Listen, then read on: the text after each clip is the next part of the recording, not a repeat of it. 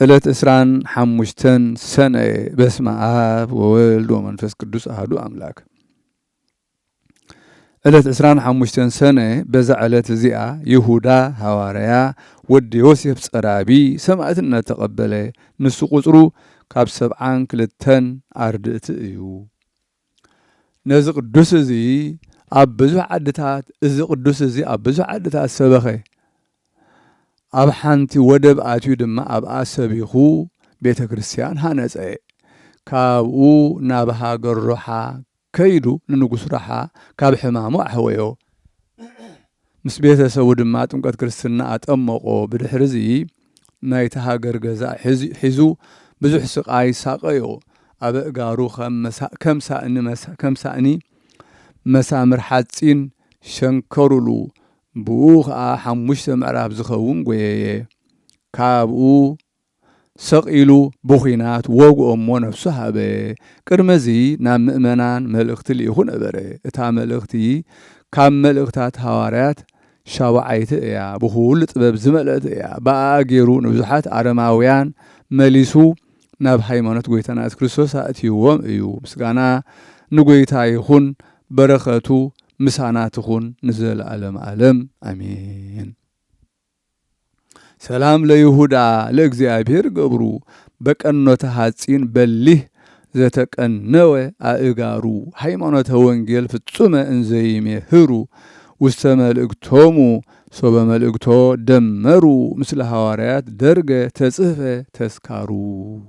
ሰላም ለይሁዳ ንእግዚአብሔር ባርያኡ ገብሩ ብመስማር ሐፂን በሊሕ ዝተሰመረ እጋሩ ሃይማኖት ወንጌል ፍጹምና መሃሩ ናቱ መልእኽቲ ኣብ መልእኽቶም ምስ ደመሩ ምስ ሐዋርያት ብማዕረ ተጻሕፈ ተስካሩ። በዛ ዕለት እዚኣ ተጋዳላይ ቅዱስ ኣቦ ኣባ ጴጥሮስ ናይ ሃገረ እስክንድርያ ሊቀ ጳጳሳት ዓረፈ። ንሱ ቁጽሩ ካብቶም 34 ኣበው ሊቃነ ጳጳሳት እዩ። እዚ ኣቦዚ ዲዮቅልጥያኖስ ንሊቀ ጳጳሳት ቴዎዶስዮስ በቲ ምኽሩ ምስምማዕ ኣብይዎ ምስ ሰጎጎ ሊቀ ጳጳሳት ተሾመ። መንበር ማርቆስ ወንጌላዊ ብዘይ ሊቀ ጳጳሳት ብዙሕ ዓመታት ነበረ። ንጉስን መኳንንቱን ኣብ ሃገር እስክንድርያ ሊቀ ጳጳሳት ክሾሙ ኣይፈቐዱሎምን። ሓደ ሕያዋይ ሰብኣይ ቅኑዕ ዝሃይማኖቱ ከም መሓድር ምስ ተሾመ ዓበይቲ ምእመናን ናብኡ ተኣከቡሞ ሊቀ ጳጳሳት ብዘይ ምህላዎም ሓዘኖም ነገርዎ። ንሱ ድማ ኣብ ሓደ ደብረ ማሁ ብኣምሳል ክጽልዩ ወፂኦም ከዓ ሊቀ ጳጳሳት ክሾሙ ኣዘዞም። በዚ ከዓ ተሓጐሱ። ካብኡ ንኣባ ጴጥሮስ ካህን ዝነበረ ሓዝዎ ናብ ደብረ ዝጋር ወሲዶም ኣብኡ ሊቀ ጳጳሳት ሾምዎ። ብኡ ከዓ ዓብይ ሓጎስ ተሓጐሱ። ቅድም እዚ ናይ አንጾኪያ ሊቀ ጳጳሳት ኣዕሪፉ ነበረ።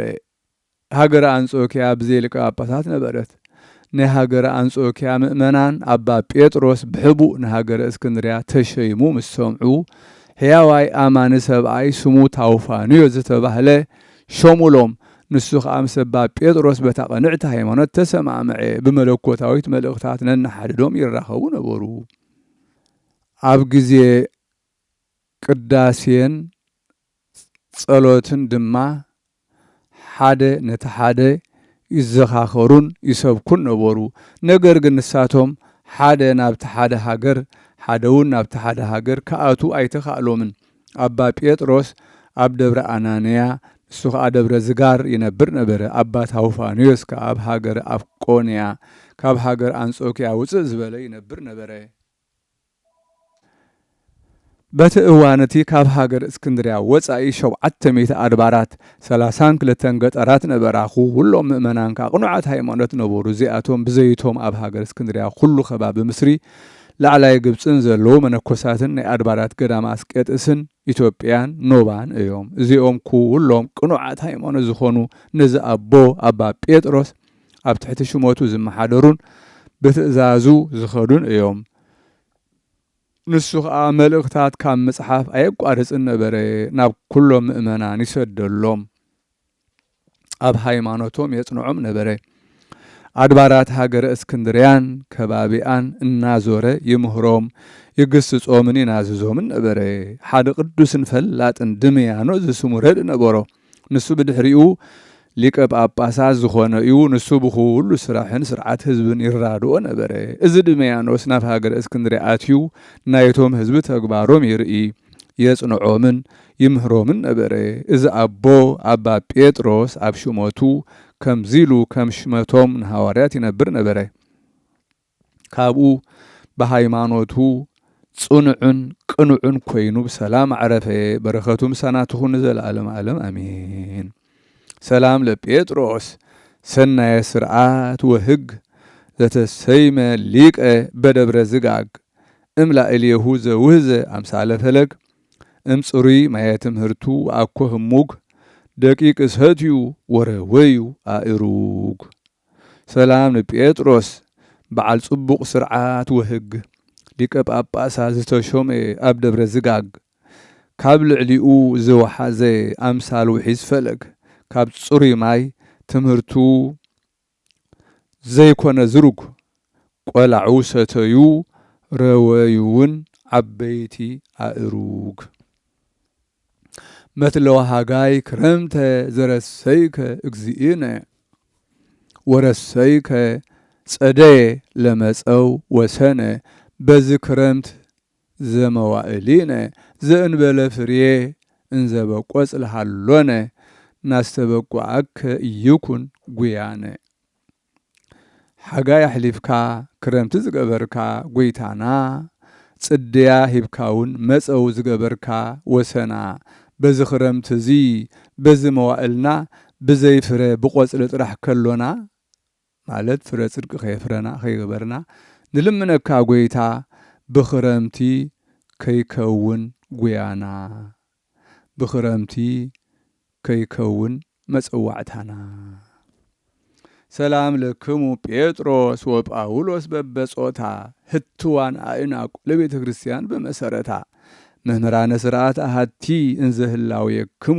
መንታ ከመታብቁል ገራሂተ ምድር እንተተዘርአ ውስቴታ ለዛቲ ክረምት ባርኩ በአታ ሰላም ንዓኹም ጴጥሮስን ጳውሎስን በብተርታ ብሩሃት አዕናቅ ንቤተ ክርስቲያን መሰረታ መምህራን ስርዓት ሓንቲ ህላዌኹም ማንታ